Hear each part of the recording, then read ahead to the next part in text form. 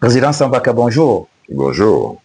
Je rappelle que vous êtes le président de l'Alliance des forces progressistes, c'est bien ça? C'est cela.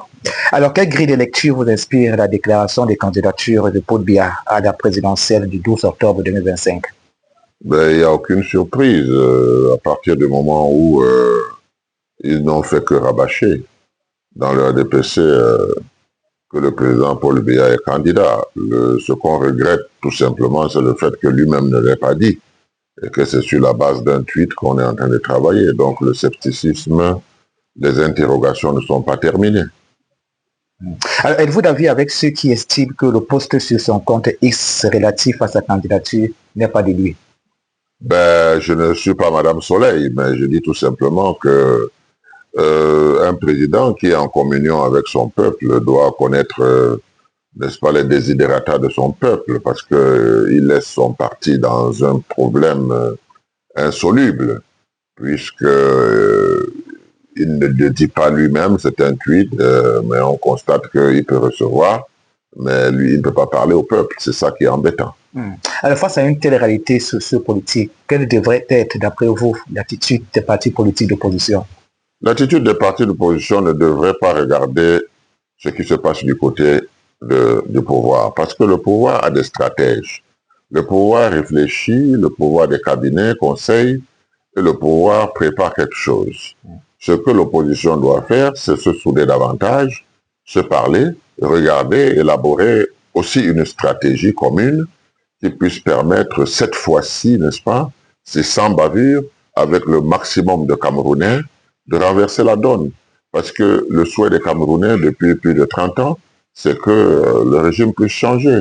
Or, les enfants sont nés, ils sont en train de grandir, faire des enfants, ils ne voient pas la différence. On se pose la question de savoir ce que c'est que la démocratie camerounaise.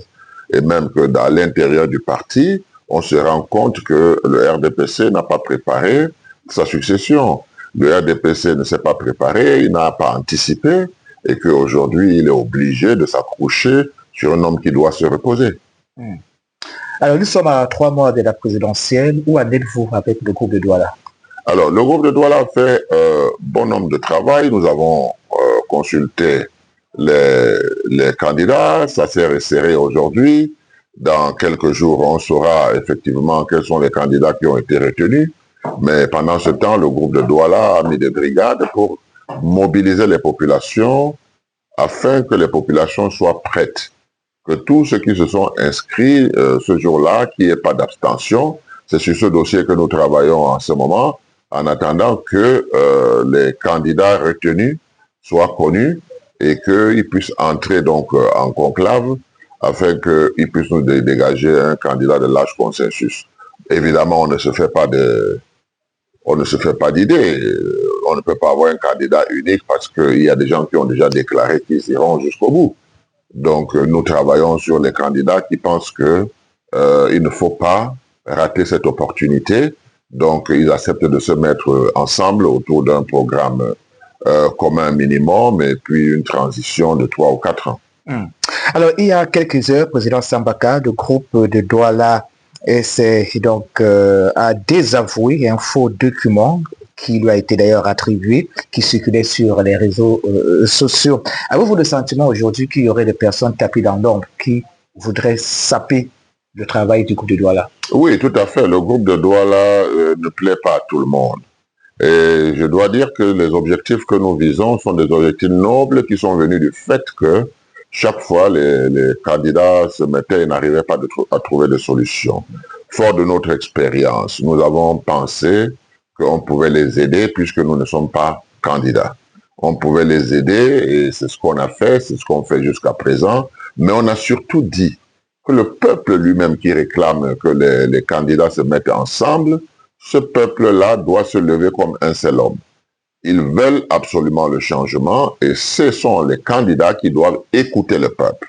Ce n'est pas le peuple qui doit écouter les candidats parce que les candidats sont dans la division et nous devons nous battre pour que cette division soit le moins possible et que le large consensus puisse triompher. Parce qu'après tout, quand on aura voté le candidat de large consensus, même ceux qui se sont entêtés pour aller seuls en profiteront. C'est le Cameroun de demain qu'on veut bâtir. C'est un nouveau Cameroun qu'il faut bâtir. Et je pense que l'opportunité d'aujourd'hui est beaucoup plus grande que les opportunités antérieures. Merci, Président Sambaka. C'est moi qui vous remercie.